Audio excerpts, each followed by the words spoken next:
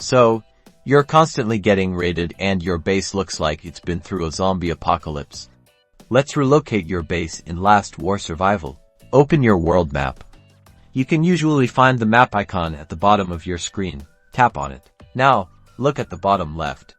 You will see a button saying Relocate. Tap on that button. A list of items will pop up. You have Advanced Relocator, Random Relocator, Beginner Relocator, and Alliance Relocator. The Beginner Relocator is only for beginners, and the Alliance Relocator is only for Alliance members. Choose a relocator that fits your needs. Remember, the Advanced Relocator lets you pick a specific spot, while the Random Relocator teleports you to a random location. Tap the one you want. Confirm your relocation. If you use the Advanced Relocator, tap the spot you want to move to. If you use the Random Relocator, just confirm. Be careful, once you relocate, there's no going back without using another item.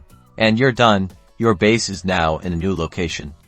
Time to rebuild and defend against those pesky zombies. Don't forget to like and subscribe for more Last War survival tips.